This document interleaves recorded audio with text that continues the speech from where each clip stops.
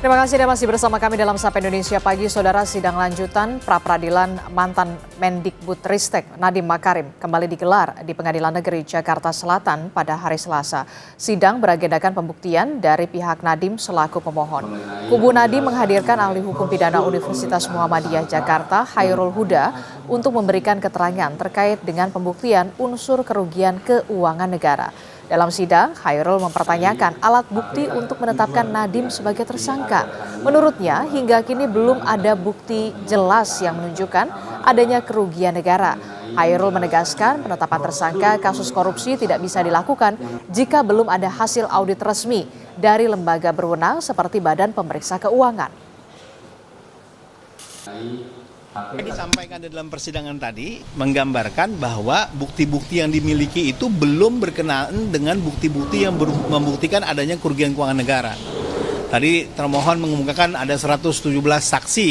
Nah, keterangan saksi tidak membuktikan kerugian keuangan negara. Kerugian keuangan negara harus dideklar oleh BPK, harus dilakukan oleh tim audit negara. Nah, ini yang menjadi crucial point gitu ya. Jadi boleh saja sudah ada alat bukti, boleh saja alat buktinya lebih dari 2. Tapi kalau tidak ada relevansinya dengan pembuktian kerugian negara, maka belum ada alat bukti yang cukup untuk menetapkan orang sebagai tersangka. Sebelumnya, Saudara, Kejaksaan Agung menetapkan mantan Menteri Pendidikan, Kebudayaan, Riset, dan Teknologi Nadiem Makarim sebagai tersangka korupsi dugaan korupsi pengadaan laptop Chromebook pada 4 September lalu. Nadiem diduga telah menyepakati dan memerintahkan penggunaan laptop Chromebook sebelum pengadaan dimulai.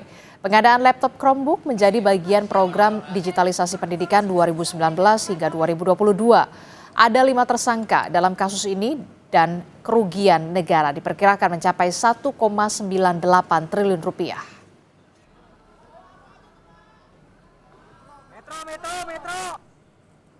Dan hari ini, Saudara, sidang pra-peradilan gugatan status tersangka korupsi laptop Nadiem Makarim kembali dilanjutkan. Kita akan tanyakan kepada jurnalis Kompas TV, sudah ada Nanda Aprilia dan juru kamera Feritska Immanuel di Pengadilan Negeri Jakarta Selatan. Selamat pagi, Nanda. Nanda, setelah sidang sebelumnya pihak Nadiem selaku pemohon ini mengajukan saksi untuk pembuktian.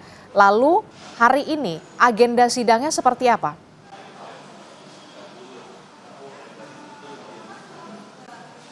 Selamat pagi, Adisti dan juga saudara. Betul sekali, kemarin di sidang lanjutan pra-peradilan untuk mantan Mendikbudristek Nadiem Makarim adalah pembuktian dari pihak pemohon, artinya dari pihak Nadiem Makarim. Pembuktiannya dilakukan dengan cara menghadirkan ahli hukum pidana yakni Profesor Khairul Huda bersertaan juga dengan berkas-berkas atau dokumen yang merupakan keputusan selama Nadiem Makarim menjabat sebagai Mendikbudristek.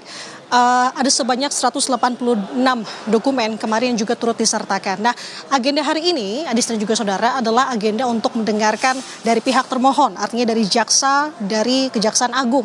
Jadi artinya nanti jaksa dari Kejagung akan membuktikan apa-apa saja tuduhan yang memang menjadi landasan penetapan Nadiem Makarim sebagai tersangka. Karena tadi juga sudah dijelaskan sebenarnya penetapan Nadiem Makarim sebagai tersangka ini diakui oleh jaksa dari Kejagung. Setidaknya mereka memiliki 4 alat bukti yang dimana ini juga diatur berdasarkan dari pasal 184 KUHP. Salah satunya beberapa diantaranya adalah alat bukti surat, alat bukti saksi. Nah, ini yang kemarin kalau saya cermati yang menjadi sorotan pada saat pembuktian dari pihak pemohon atau dari pihak Nadiem Makarim. Ahli yang dihadirkan dalam muka sidang kemarin ditanya banyak oleh pihak Nadiem terkait dengan keabsahan alat bukti. Yang pertama, alat bukti surat yang memang diakui sebelumnya dari pihak jaksa penyidik Kejagung bahwa alat bukti surat ini berdasarkan dari hasil audit BPKP yang dimana mereka sudah melakukan ekspos pada beberapa hari sebelumnya sebelum penetapan Nadiem Makarim sebagai tersangka. Nah, surat ini, alat bukti surat ini, Adisti, dipertanyakan oleh pihak pemohon Nadiem Makarim kepada ahli kemarin. Artinya kalau mendengarkan apa yang disampaikan oleh ahli Khairul Huda bahwa dengan adanya alat bukti surat ini dinilai masih kurang kuat berdasarkan landasan hukum. Karena kenapa? Karena surat yang dikantongi oleh jaksa dari Kejagung adalah surat yang memang dikeluarkan hasil audit dari BPKP. Sedangkan kalau menurut keterangan dari ahli yang harus mendeklar sah secara hukum adalah berdasarkan surat yang dikeluarkan oleh BPK. Itu salah satunya Adisti dan juga saudara.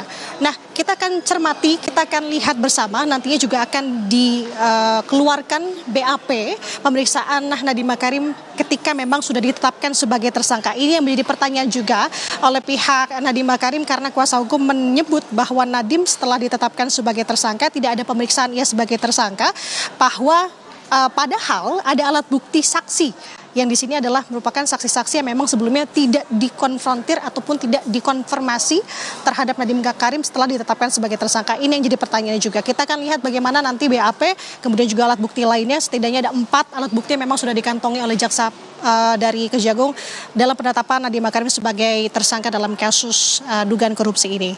Adisti. Oke, baik, kita akan lihat nanti seperti apa jalannya sidang pra-peradilan dari Nadiem Makarim yang menggugat status tersangkanya terkait dengan dugaan kasus korupsi pengadaan laptop. Terima kasih informasinya, jurnalis Kompas TV Nanda Aprilia dan juga juru kamera Fedriska Immanuel melaporkan langsung.